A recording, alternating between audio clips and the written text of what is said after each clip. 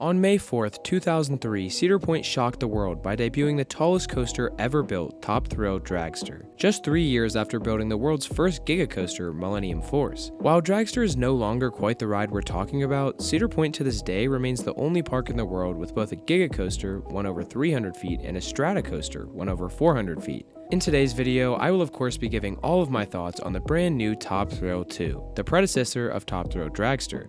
As many of you know, Top Thrill Dragster closed to the public on August 15th, 2021. This was due to an absolutely tragic accident that we should never have to worry about in this industry. Unfortunately, as the train flew past the queue line, a small L-shaped metal bracket called a flag plate flew off the train, striking a woman in the queue. My prayers are forever out to her and her family, as this was just awful. Following this day, the park retired Dragster, and rumors instantly arose on what would replace it.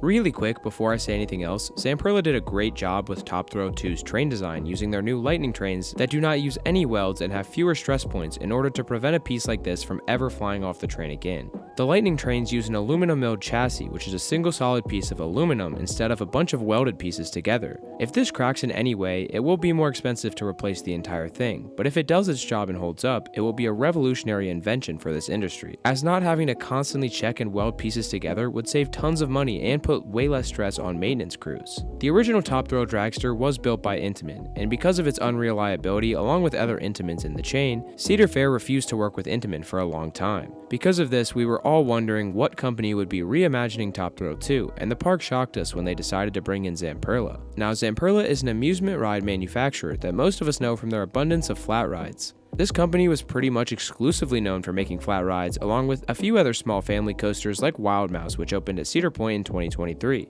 They've built a few other mid-sized coasters, but not really anything notable, so it seemed very odd to us as enthusiasts. So in this video, I'll be analyzing every element on Top Thrill 2 and answering the question, did Zamperla do a good job, and is Top Thrill 2 better than Top Thrill Dragster? If you guys go on to enjoy this video or find it informative, please leave a like below. It takes 2 seconds and helps me out so much. If you guys want to see more coaster content, please subscribe, and without further ado, let's get into the review.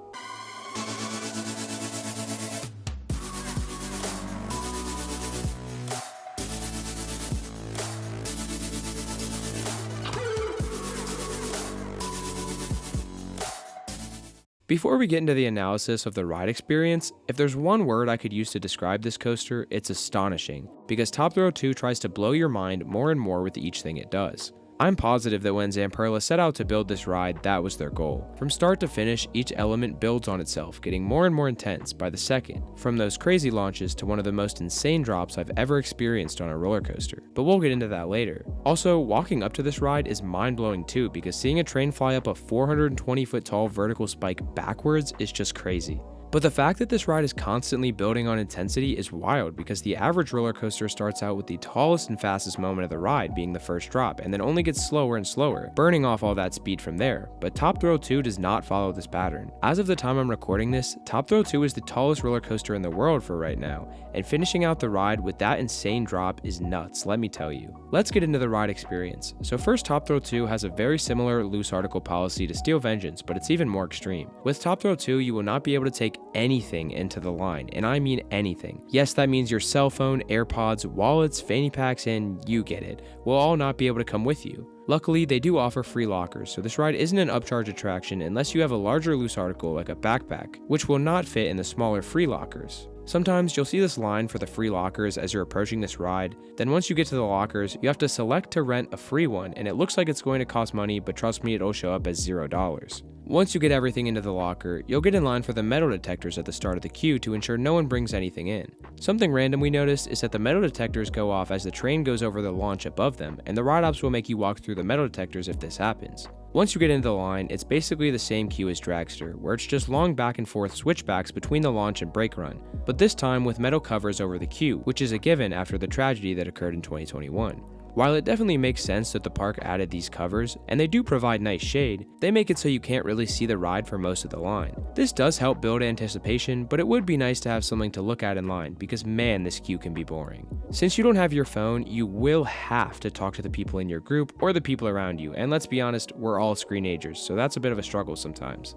I wish they would add some theming to this line, because it definitely would make the experience better, as it's mostly just white walls right now. The last thing I have about the line is that the fast lane does go all the way up to the station, which is very nice, unlike some of Cedar Point's other rides.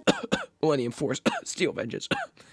Sorry, I don't know what that was. Once you get to the station, you'll realize it is the same station as Top Thrill Dragster, but with new paint and a giant wall dividing the station. You can no longer see out to the path as the track leading up to the spike passes through the other side of the station now. Because of this, the station is now much skinnier than it used to be, but this doesn't matter as Top Thrill 2 also has an unload station right behind the load station. There's room for this as Dragster used to have a waiting break in the station right behind the load platform. Now Top Thrill 2 only runs 3 trains instead of the 6 that Dragster ran, since Dragster used to also have an unload station right here, which is now just a curve into the station. While Top Thrill 2's theoretical capacity is around 800 riders per hour, it is slightly lower than that of Dragster's, which was around 1,000 to 1,200 riders per hour. I don't see it really being an issue as Top Thrill 2's crews have been absolutely moving this year, and Dragster realistically was not hitting its theoretical capacity often, especially since it was incredibly unreliable. Now for the most part, they were taking row requests when I was there, as I did get multiple back row and front row rides. This ride is incredible in both the back and front, but I'll discuss which one I think is better in a minute. Once you get a row and board these trains, you'll sit down in Zamperla's new Lightning trains, which have comfortable bucket seats and no seatbelts, which is great because it helps speed up operations and not prevent airtime. These lap bars remind me a little bit of the ones Intamin uses on their new launch coasters like Velocicoaster, except Top Thrill 2's lock in place when you're dispatched from the station.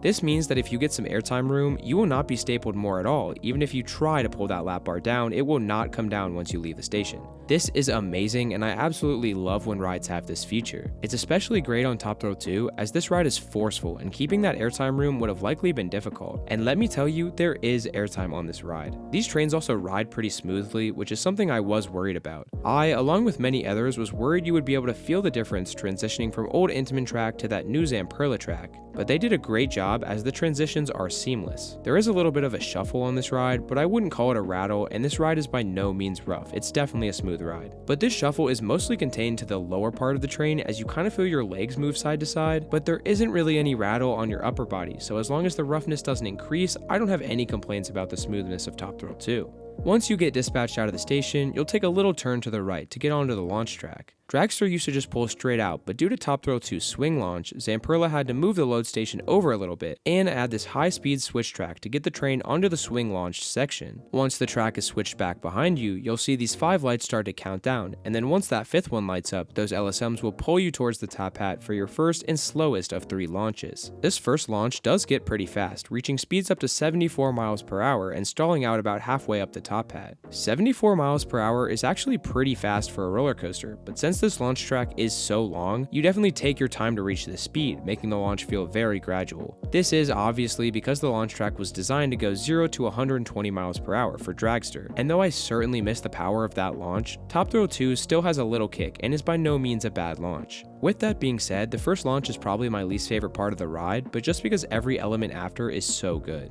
Every launch on this ride is good in any row, but they are all best in the front in my opinion, as you really get that sense of speed due to the wind and being able to get an unobstructed view of the track. Stalling out in the middle of that top hat is pretty enjoyable, especially up front as you'll be higher up and get more pull on the way down. At this point, I'd assume you're about 200 to 250 feet off the ground, maybe even a little higher, but you honestly don't even feel that high up since you still see most of that top hat towering above you. There's a bit of float as you stall out, but I wouldn't really call it airtime, and then you start to be pulled downwards, gaining more and more speed. You get partway down that launch track watching the top hat get further and further away, and then you feel those LSMs really yanking on you as you reach speeds up to 101 miles per hour backwards. This sensation is wild, and I don't really have anything to compare it to, because when have you ever gone 101 miles per hour while being launched backwards? This sense of speed is incredible, as you then start to pull up into this massive 420-foot spike. This was definitely my most anticipated part of the ride, so let's get into this thing. During the pull-up, you get a bit of a near miss from the roof, but it's way better on the way down. You also get pretty solid positive G's here, which if you don't know is when you're being pulled down into the seat. Going that fast into the spike is another very unique sensation, as you feel like you just keep rising and rising. Watching Cedar Point shrink directly below you is so weird. And when you ride this, look over to your right at Power Tower. Now Power Tower is huge, 300 feet tall in fact, and looking down at the top of it is honestly one of the craziest visuals I've ever seen on a ride. Looking out over the water is also very pretty, and you do get a little more float as you stall out, but the airtime isn't too crazy yet. This ride's pacing is also so unique because going from flying 101 miles per hour backwards to basically stalling to a stop around 350 to 370 feet in the air is insane, but it is quickly over as you swiftly begin gaining it all back. You're hit with this wild near miss, especially if you put your hands up, and you get hit with some good positives as well. This final launch gets up to 120 miles per hour, the same as the launch on Top Thrill Dragster. Although I do miss the 0 to 120 miles per hour in 3.8 seconds, this amount of sustained speed all the way down the launch track is so fun. As of right now, this is the second fastest roller coaster in the world right here, and the speed feels like it is trying to rip the skin off your face in such a fun way. It's incredible. Real quick before I talk about this top hat, I want to touch on the consistency of this launch compared to that of Dragster's. Top Thrill Dragster used to take the average speed of the 3 trains before it and adjust the launch to the next train to ensure it gets over comfortably. This in theory would work well, but it didn't always, as the trains could have different amounts of weight and Cedar Point often has extremely high and temperamental winds. Top Thrill 2 on the other hand does not do this. It just ensures that the train reaches 120 miles per hour every single time it launches. This is much better as it causes the ride experience to be much more consistent, and it causes almost every train to fly over that top hat, while it typically crawled over on Dragster as it was almost never really going 120 miles per hour. Because of this, the entire top hat is so much better on Top Thrill 2. Starting with this pull-up where you'll be hit with some positives, and before you can prepare, you're whipped extremely hard to the right. Now the POV doesn't do it justice, but your body is physically thrown to the right, as you get some solid airtime mixed with intense laterals. Due to this twist and the twist down the drop, Top Thrill 2 is certainly better while sitting on the left side of the train. This will be the person who goes into the train second while boarding, and it's better because you get much stronger laterals in these two twists. I don't know if Zamperla intended to do this, but since the Lightning trains are much higher off the track than Top Thrill Dragster's original trains, the heartlining is different. Basically, if you've never heard of this, the heartline is an imaginary line through the center of the rider's chests. This is a crucial part of designing roller coaster elements because it determines how to shape turns and how to bank transitions. Smooth coasters have transitions that are well aligned with the rider's heartline to make sure that the lateral G-forces, the side-to-side forces, aren't too intense. Since these two twists were not modified and are the original Intamin track, they were created with the original train's heartlines in mind. Now that Zamperla's trains are higher off the track, the heartlining doesn't completely line up, and you get insanely intense laterals here. It's pretty astonishing. Now as you rise up into that top hat, if you're in the front few rows, you'll get sharp ejector airtime on the crest. If you're towards the back, you'll feel the train slow down and kind of have this moment where you'll wonder if you're going to roll back. The first day we rode Top Thrill 2, it actually closed in the early afternoon, and we were on the last train of the entire day. I don't know how we got this lucky, but we were in the back 2 rows, and as we slowed down here, our entire train came to basically a full stop, probably because of the high winds. But it really feels like you're not going to clear that top hat if you're in the back few rows, while in the front you kind of just haul over it. You get a second to look around at all the other rides, and it's so cool because massive coasters like Steel Vengeance, Magnum, and even Millennium Force look a decent amount smaller than you. But if you're in the back here, before you get another second to enjoy that view, you'll suddenly be violently thrown from your seat as the train is yanking you down that 420-foot drop. In the front, this ride has good airtime for sure, but in the back, it was violent ejector, and your butt does not hit the seat from this moment all the way to right here. I also want to talk about this twist because this might have actually been my favorite moment on the entire ride. As your body is being launched up, with the lap bar being the only thing holding you from flying out into the sky, you hit this spiral down drop, which has the most intense moment of lateral forces I think I've ever experienced. I think just because of how intense these laterals are and the airtime on this drop, it causes me to slightly prefer Top Thrill 2 in the back row. I do think Top Thrill 2 is incredible in the front and back, and it's really hard for me to pick which one I like better. I think a lot of people would probably prefer the front because of the views and that sheer sense of speed. But man, that ejector being pulled over the drop is one of my favorite drops of all time, so I feel like I'd be lying if I said that the back wasn't my favorite. Now, as I mentioned earlier, this is much stronger to the person sitting in the left side seat because of that heartlining, and it's insane. If you manage to get some airtime room, your butt will not be in the seat during this twist, and your upper torso will be thrown aggressively in a circle. It's so intense, and I love it. Every second of this final trip over the top hat is so mind-blowing, and it just keeps getting better, finishing with that twisted drop. This top hat is over fast, but it's one of my favorite sequences on any roller coaster, and I definitely like it more than the top hat on Top Thrill Dragster. Coming down into the brakes on Top Thrill 2 is a lot more satisfying than on Top Thrill Dragster, because it's a much more fulfilling ride that doesn't leave you feeling like you just waited an hour for a ride that's over in a split second. Since Dragster was only 17 seconds, and Top Thrill 2 is about 70 seconds, along with the fact that the top hat is a lot better, I do prefer Top Thrill 2 over Top Thrill Dragster, and I'm very impressed with what Zamperla did. Whether or not this was a good move for the park, we'll see, because I do prefer the ride, and I think most of the public does too.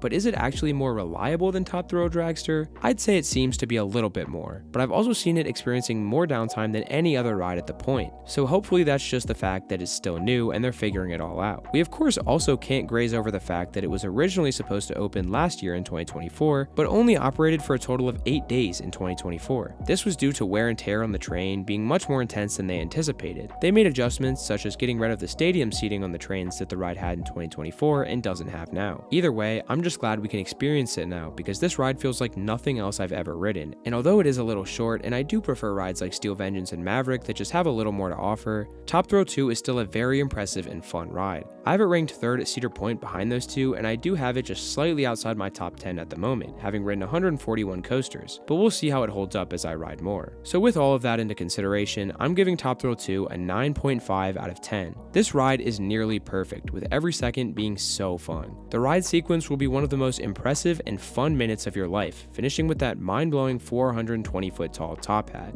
I do think it beat my expectations. From the sheer sense of speed to the insane airtime and laterals, Top Thrill 2 is an elite, mind-blowing roller coaster that you all need to get on. With that, my review of Top Thrill 2 has concluded. If you enjoyed the video or found it helpful in any way, please leave a like and subscribe for so much more content that's on the way. Let me know in the comments below if you guys agree with me on Top Thrill 2 and what else you think about it. Ladies and gentlemen, I hope you all have a great day, keep riding coasters, and I'll see you all in the next one. Goodbye, guys.